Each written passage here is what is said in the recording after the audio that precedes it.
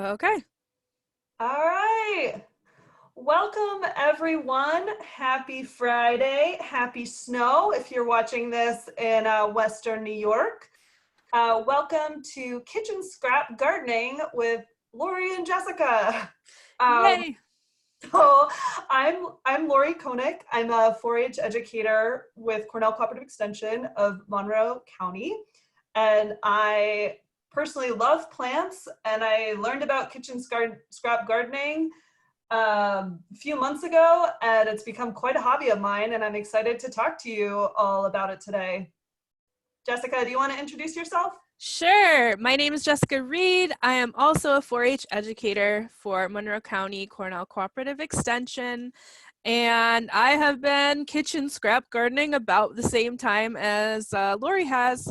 And also really excited to share some of the things that I've found today. Awesome. Just some quick Zoom suggestions to make a comfortable space. If this is your first time to Zoom, so for audio purposes, I ask that all participants please mute themselves. That way we can just only hear what we want to hear during this presentation. If you have questions or comments, feel free to use the chat feature, and we have some folks monitoring the chat feature for us today. And as Jessica mentioned, this will be recorded. This is being recorded. And so the recording and any resources we talk about will be available during and after this webinar. And also, just so we can all plan our day, we're aiming to keep this workshop just about 30 minutes. So we're doing a lot of Zooming. We're doing a lot of time in front of the computer. So we thought we would make this just to the point, having fun, and then we can learn new things afterwards. So welcome, everyone. Awesome. Okay, so let's get started. All right, so first thing, why would you regrow plants from your kitchen scraps? So there's a couple reasons why you might want to take your kitchen scraps and regrow them. It's less wasteful. So this is a great point. There's lots of parts of vegetables that you might just cut and throw away or compost instead of reusing them. Composting is a good way to use your kitchen scraps, but there's another way. Before you compost something, you can try regrowing it so it's less wasteful. You can grow your own food, which is always really fun. Instead of relying on buying everything from the supermarket, sometimes you can grow your own food. And then also it saves you money. So you can save some money by growing some of your own food rather than buying everything. Some vegetables may produce more bounty than others if you try regrowing them, but it's still a lot of fun too. Okay.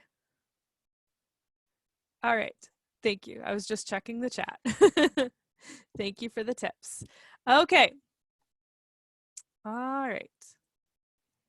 Okay. Awesome. So you're hooked. You want to start regrowing your kitchen scraps. Well, the first thing that you would want to consider when you have a kitchen scrap is figuring out what part of the plant you have.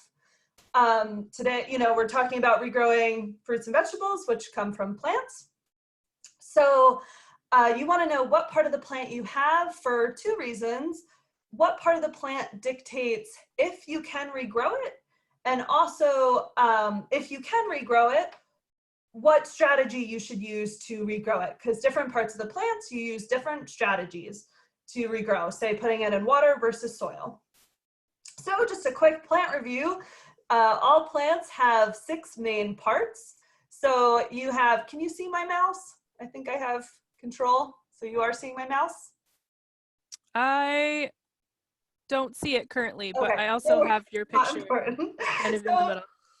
you can see the slide. So the 6 parts, you have flowers, stems, leaves, seeds, and fruit. These are typically above ground on the plant, so these can make up the shoot. And then you have the roots, which are typically found below ground. So let's do a little quiz to test our knowledge, how this relates to the things we eat. Oh, Did I just do that? All right. I think so. Nice. There you go. Okay, so a little quiz for folks watching. Please feel free to type answers into the chat for the quiz. So the first example we have is spinach. So what part of the plant is spinach? If you have any guesses, throw them into the chat. Take about 10 seconds. Awesome. Yes. The part of the spinach is, it's gonna let me, the leaf. Yes, good job. Yay! All right, our next example is classic family favorite, broccoli, one of my favorite vegetables. What part of the plant is broccoli? Take about 10 seconds. Whoa, yes, already seeing the right answers come in. The flower is correct. So the head of a broccoli is the flower. And it's good to know that it's the flower because sadly, flowers, you can't actually regrow for food. So that delicious head of broccoli, if you try regrowing it, if you try putting it in water, you're just gonna get little broccoli flowers sprouting. You won't actually get a new head of broccoli, sadly. But that's why it's good to know that it's the flower part. And our last quiz is number 3 is tomato. What part of the plant is tomato? Any guesses? Awesome. Yes, it is the fruit. So you can regrow fruit. You just got to harvest the seeds, and we'll talk about that in a little bit.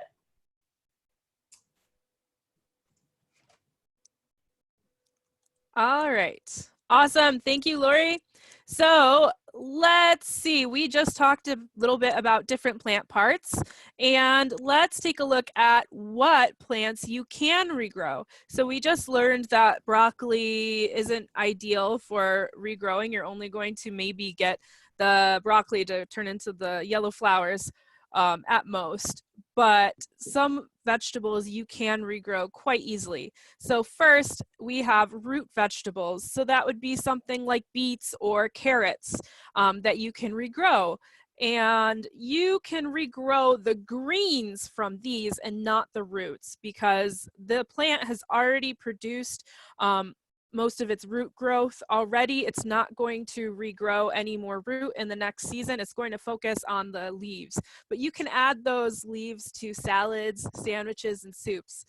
So that is one option that you can do with those.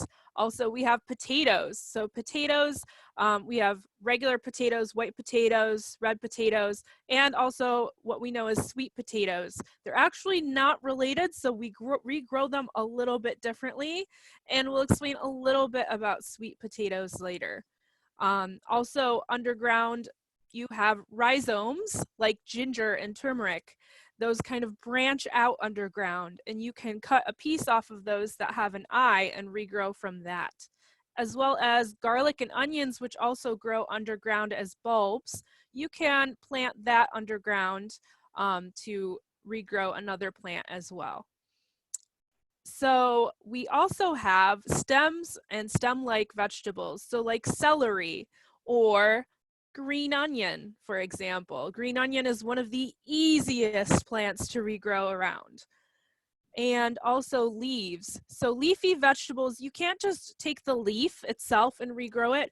You need, for most of them, some of them you can, but for like lettuce and spinach, cabbage, you need to have the kind of the base of the lettuce intact to put in the water. Same with celery. If you just have the stalk, but you don't have that base at the bottom intact, it's not going to regrow. However, for some herbs, like especially mint or basil, you can just put them in a glass. And fruits, we also can regrow like avocados. You can take the seeds out, the squash harvest the seeds, citrus harvest the seeds. So for fruits, you would be taking the seed out and then regrowing a whole new plant from that. Okay. So now we're going to show you some of the plants that we have regrown in our office and at home. Lori, do you want to start? Sure, yeah. Let me stop sharing so that you can show it. Sounds good. So, yes, where to start? So one of my favorites, one of the first things we started regrowing was celery. So that is the stem of the plant. And so all these samples you'll see here today were started about 4 months ago, 3 months ago, did we say, Jessica? Yeah, about 3 months ago, I would say. So with celery, we just started we actually cut this piece of celery down just 1 inch, put some toothpicks in it, and then we just had it sitting in water. And as you can see, just all sitting in water, put it by a sunny window. You can see roots started to come out. You can see all of these greens. Some of these sadder older leaves are just older leaves, and they're just starting to become chlorotic because they're older. So the celery is near and dear to my heart. A newer example, actually, that was only started about a week ago. So in my house, just for fun. So talking about those leafy greens. So this is a lettuce. This is a head of romaine lettuce. So remember, I needed to have the base because the base is where the growing tip is for the romaine lettuce. So again, I just put toothpicks in and just let it sit in water. And hopefully within a few weeks, we'll start to see roots and new leaves coming out. Okay, back to the older samples. So another favorite, this is a sweet potato. So let's see, yeah, so it's just about bigger than my head, you can see, I think. So we put this in water, we want to cover it with water. So to regrow sweet potato, it's actually done in 3 steps. So here is just step 1, which step 1 is you just put the sweet potato in water, and you want to have about 2 to 3 inches left at the top, which you can see here. It's quite a big sweet potato. And so you can see roots have formed at the bottom of the sweet potato. And also we're starting to see slips, new plant growth coming out at the top. So step 2, pretty soon here, I'm going to remove some of these slips, stick them in water, hopefully roots will grow. And then once the slips have roots, then I can plant it outside in the garden. And last on my end, so you're probably looking at this and saying, that doesn't look like a kitchen scrap. Well, this is actually a butternut squash that we grew from seed, which is pretty cool. So in a little bit, I'll show how to actually do this, how you harvest seeds from a butternut squash or any fruit. And then you can plant them in soil and you get a whole new plant. And yeah, it's kind of cool. This one actually just started putting out a flower, probably because it's pretty unhappy. It hasn't had the best conditions with living in my house at the moment, but it's pretty cool that we got it growing. That's all I have for show and tell on my end. Awesome. I don't have too much on my end. What I have is my pineapple here that I started in water.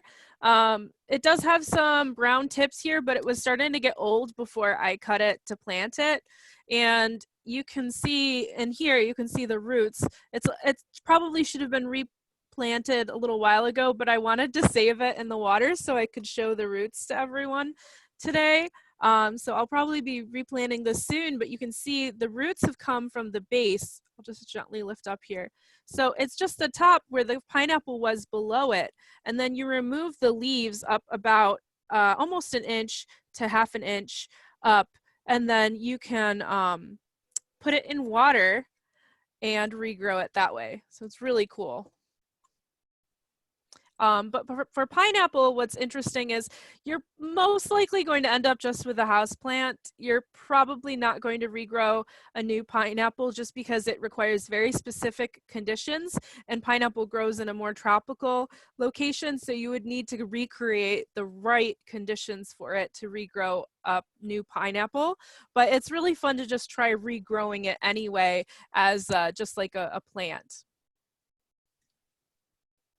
So yeah. All right. We were going to let participants share if they had any kitchen scraps with them that they brought today. I don't know if any of you have brought anything, but if you wanted to share what you brought, feel free to unmute yourself, turn on your video and share. If not, we'll move on.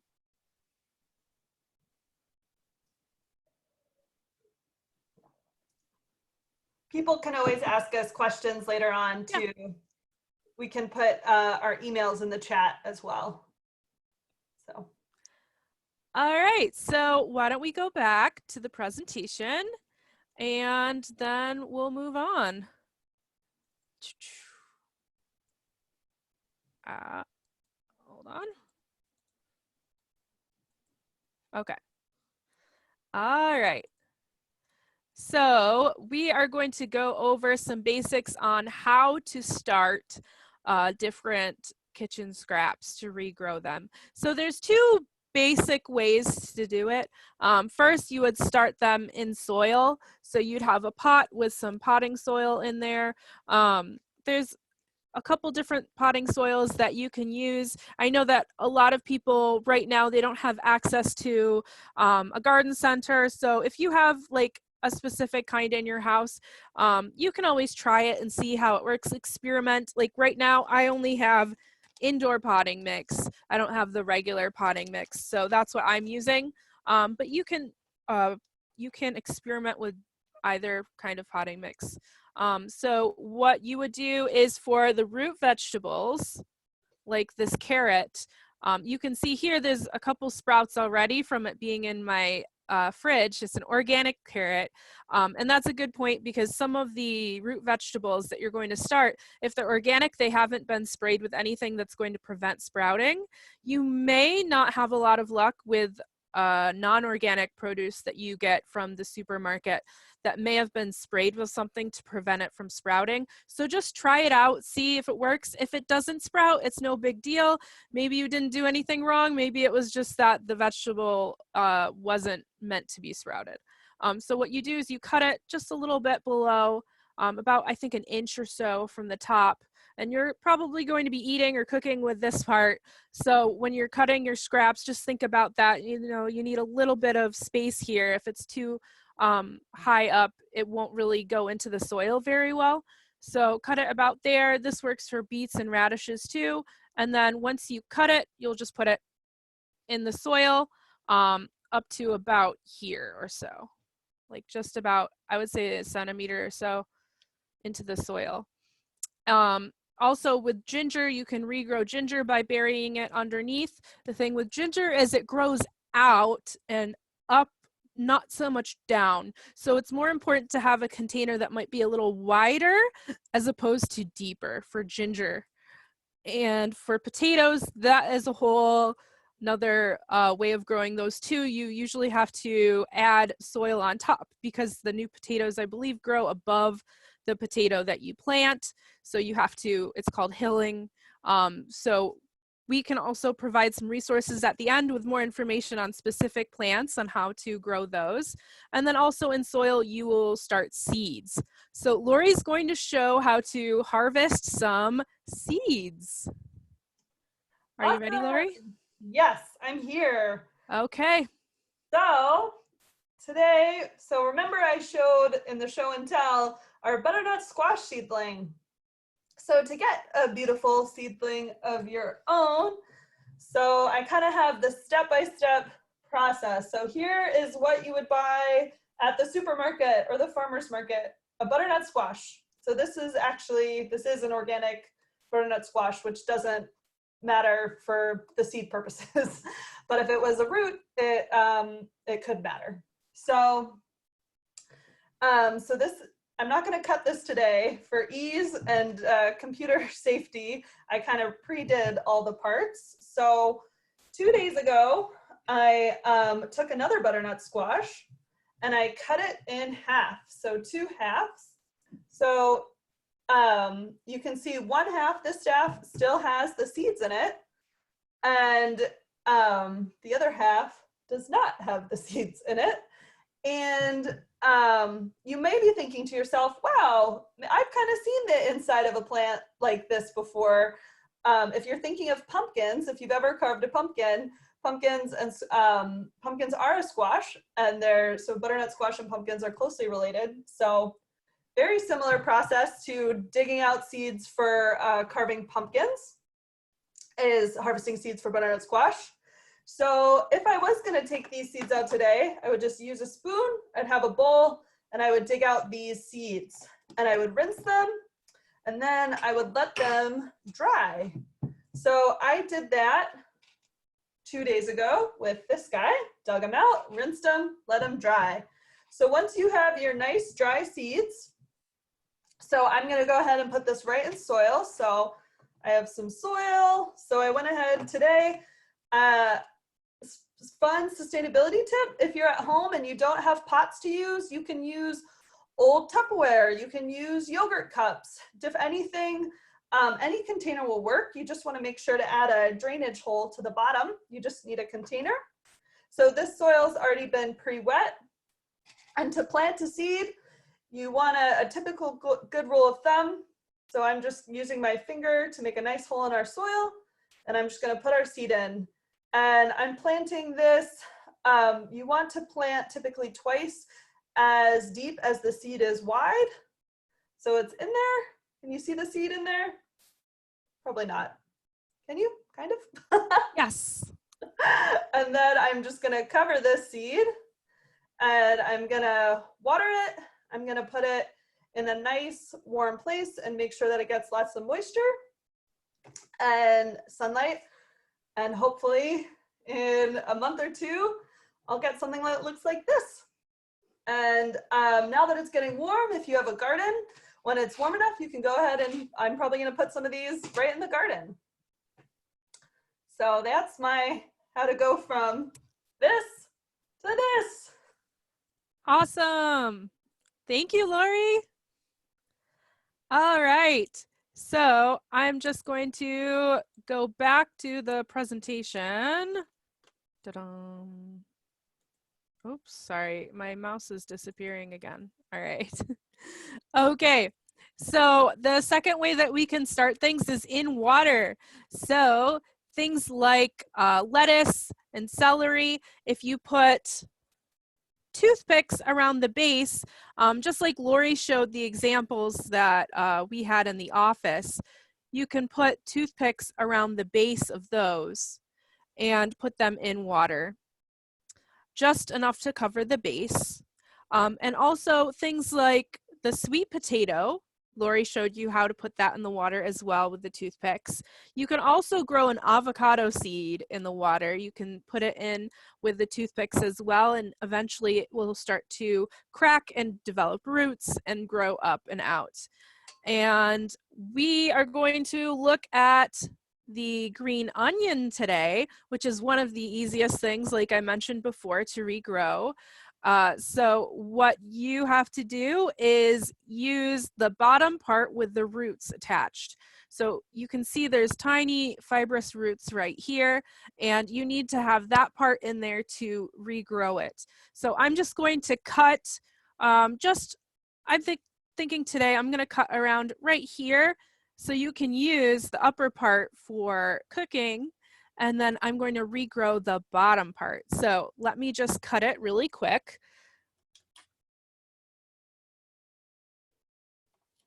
Okay, so I have it cut, and I'm going to put some water in here. So for this, it's very short, so I don't need a lot of water in the jar. I'm just going to put maybe about up to here worth of water.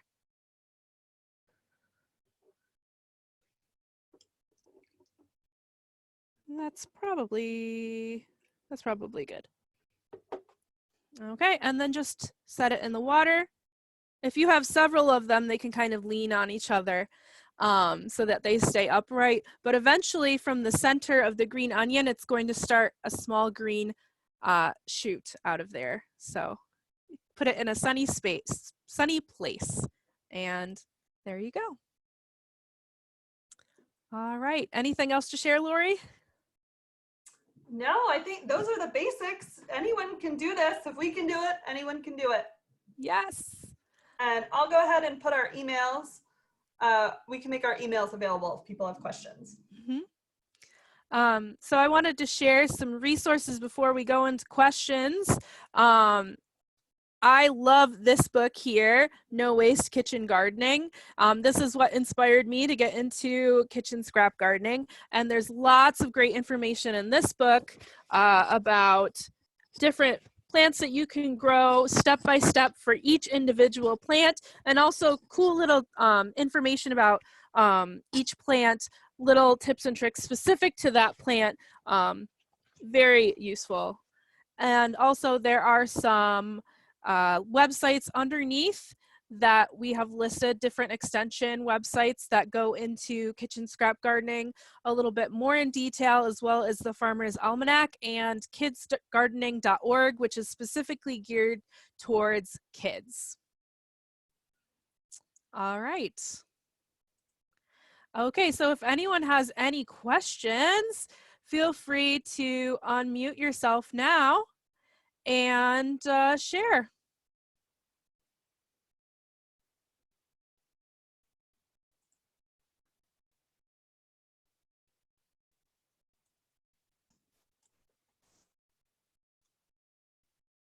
And again, we'll make our emails available for folks if they think of questions later on.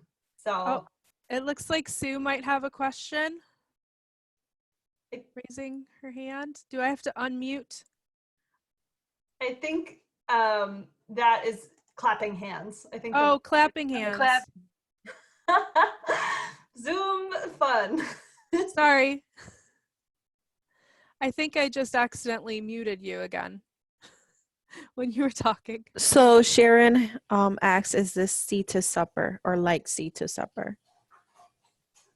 So Seed to Supper is a specific Cornell Cooperative Extension program that we're involved in that is about teaching folks how to garden on a budget or grow plants on a limited budget. So kitchen scrap gardening is definitely a part of that program. Seed to Supper is a program, and this is more of just a simple skill that anyone can do if they want to, for various reasons. That's a great question. Awesome. So I think just about time. I think we did it in 30 minutes. Awesome. Thank you so much, everyone, for coming today. I'm going to stop the recording now.